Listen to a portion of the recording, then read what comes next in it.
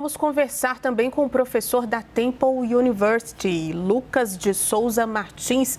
Professor, muito bem-vindo, obrigada, pela disponibilidade nesse feriado também para tratar sobre esse conflito que segue numa escalada, né? Queria perguntar para o senhor, começando aqui essa entrevista, sobre essa postura de Donald Trump, que segue ali uma postura ambígua diante desse conflito, deu agora um prazo de 2 semanas, mas ainda não decidiu sobre a intervenção. O que isso representa? Boa noite, bem-vindo. Boa noite, Juliana. Boa noite a todos que nos acompanham aqui pela CNN Brasil. Olha, são vários aspectos de análise e um deles é a questão doméstica.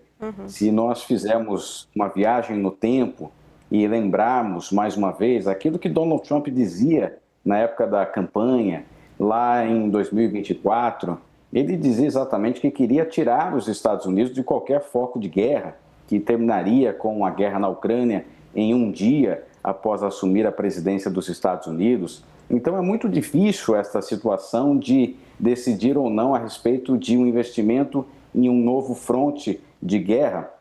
Os Estados Unidos possuem, sim, capacidade para administrar vários cenários de guerra, vários confrontos em locais diferentes.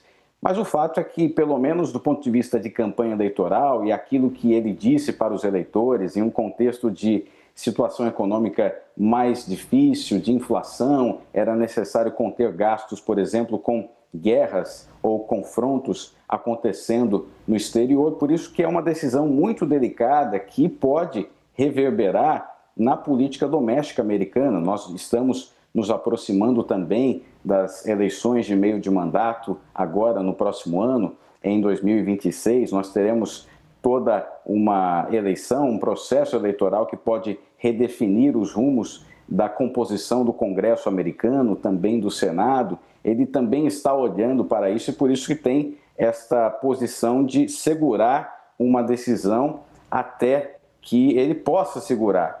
2 semanas, ele mesmo estabeleceu este prazo, ele vai ter que se decidir, terá essa obrigação, até porque os eleitores esperam que ele tome uma decisão alinhada com aquilo que ele prometeu na campanha em 2024. Com a gente aqui, Pedro Venceslau. Professor, boa noite, seja bem-vindo. O quanto que o fim do programa nuclear iraniano interessa aos Estados Unidos e o quanto que ele também representa uma ameaça para o país? Claro, Pedro, uma satisfação em falar contigo.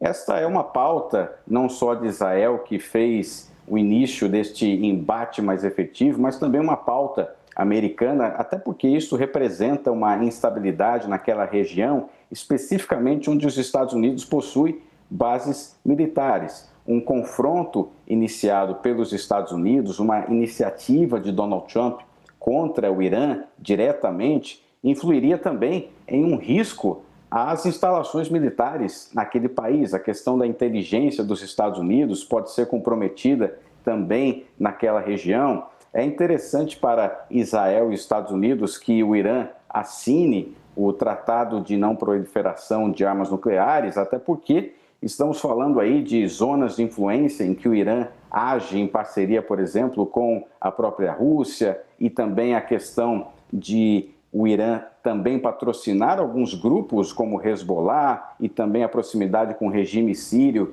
de Bashar al-Assad, que são claramente grupos anti-americanos, que declaram guerra ao sistema de vida americano, à base americana, que é a política americana. Tudo que representa os Estados Unidos são países que representam ameaças ao estilo de vida americano e também a alianças americanas naquela região tão sensível onde se escoa boa parte do petróleo e o fornecimento de energia não só para a Europa, para os Estados Unidos e também para a América Latina. Agora, professor, ainda nesse assunto, os Estados Unidos sinalizaram uma chance diplomática, para resolver esse conflito, mas ainda mantém aquelas exigências sobre esse programa nuclear, o acordo. O que a gente pode esperar, de fato, dessas próximas negociações até que acabe esse prazo de 2 semanas que foi dado pelo próprio presidente americano? É interessante, Juliana, que a declaração do presidente Trump a respeito destas 2 semanas, parece ser uma aposta um tanto alta, até porque a imprensa americana, os eleitores irão cobrá-lo a respeito do que ele decidirá fazer. Ele não terá a possibilidade de adiar ou terá consequências políticas na medida em que poderá fazer isso. O ponto é que hoje, neste momento, existe pelo menos uma confiança por parte de Israel, ainda nem tanto por parte dos americanos, de que há um cenário de fragilidade do Irã, até por conta da questão da queda do regime sírio, de Bashar al-Assad, o enfraquecimento do Hezbollah e também o enfraquecimento do grupo Hamas. Este cenário fez com que a inteligência de Netanyahu atacasse o Irã com base nesta justificativa de enriquecimentos que produziriam mais e mais bombas atômicas, nucleares, ogivas nucleares. Ou seja, essa é uma aposta muito delicada do Donald Trump. Parece que ele se alinha a Netanyahu ao enxergar esta fragilidade do Irã, mas ao mesmo tempo nós sabemos, e historicamente este é o impacto, de falar de qualquer intervencionismo americano em guerras no exterior, a questão do Iraque, a questão do Afeganistão, que foram projetos liderados e iniciados por administrações republicanas, George W. Bush, que acabaram concluindo de uma forma que os americanos jamais imaginavam ou que não desejavam.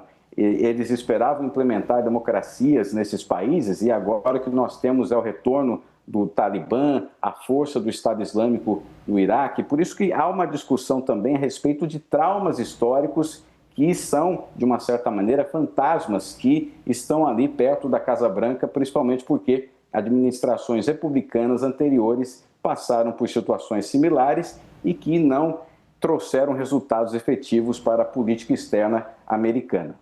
Pedro. Professor, como que a oposição democrata está se posicionando nesse momento em relação à guerra e qual é a força política dela para tentar interferir nesse processo? Bem, há uma divisão na questão da posição democrata no Congresso. Em primeiro lugar, é que nós temos que pensar que a posição democrata ela é minoritária dentro do Congresso americano. E hoje é muito difícil que os democratas possam fazer algo de impedimento ou de sanção a qualquer iniciativa do governo federal. Quem pode fazer isso de alguma maneira é a justiça, até porque os democratas hoje são minoria, não somente na Câmara dos Representantes, mas também no Senado dos Estados Unidos. Mas também estão trabalhando com relação à questão da eleição do ano que vem, a eleição de meio de mandato, que pode reformular a composição destas duas casas. Mas o fato é que há uma divisão, até porque se trata de um aliado histórico dos Estados Unidos. Israel é um aliado histórico que comporta ali o apoio de democratas e também de republicanos. Você vai ter lideranças como, por exemplo, o Bernie Sanders, que é judeu, mas que tem uma posição muito crítica ao governo de Benjamin Netanyahu, o Chuck Schumer, que também é um senador com experiência de liderança dentro das casas legislativas, o Congresso americano, ele tem uma posição mais moderada, também judeu, ou seja, é uma situação muito delicada, até porque se trata da questão de Israel. Israel é, sim, um aliado americano, inclusive isso trouxe dificuldades para o Joe Biden, por exemplo, na última gestão, no trabalho que se tinha para tentar uma reeleição, esta indecisão, por exemplo, de criticar eventualmente Netanyahu em certas posições com relação a Gaza, isso trouxe alguns problemas na tentativa de reeleição e abriu caminho, abriu um espaço para a oposição. Como se trata de Israel, os democratas se encontram divididos entre os mais críticos e aqueles mais moderados.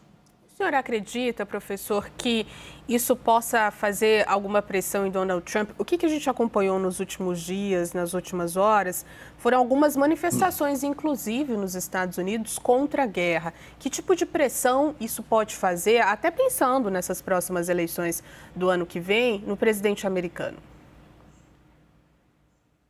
Bem, são fatores realmente a considerar. A mobilização nas grandes cidades, aquilo que se viu no último final de semana, com protestos, com a não existência de um rei, e Donald Trump já se portou, já falou a respeito desse tema, sobre se sentir como um rei americano. existe de fato uma pressão popular, mas as cidades americanas, as principais cidades, as maiores cidades, são tradicionalmente democratas. Isso não significa que há um crescente sentimento de oposição ao que representa o governo hoje na Casa Branca, até porque Donald Trump tem um eleitorado cativo que ele não perde e jamais perderá.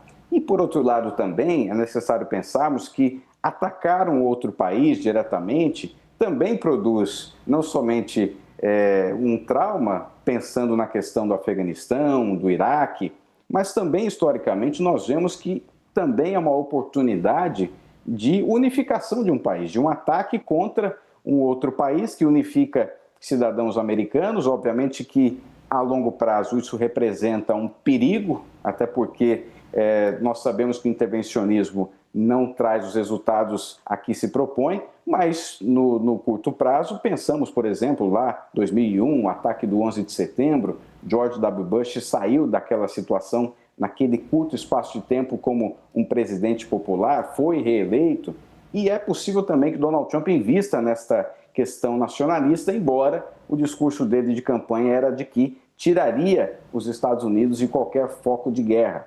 Ou seja, ele tem essas duas variáveis para trabalhar e ele pode ir pelas duas. É muito difícil prever aquilo que fará o presidente dos Estados Unidos, principalmente quando se trata de Donald Trump. Nós conversamos com o professor da Universidade Temple, Lucas de Souza Martins. Professor, muito obrigada, viu, pela disponibilidade. Obrigado, Juliana. Um abraço. Tchau, tchau.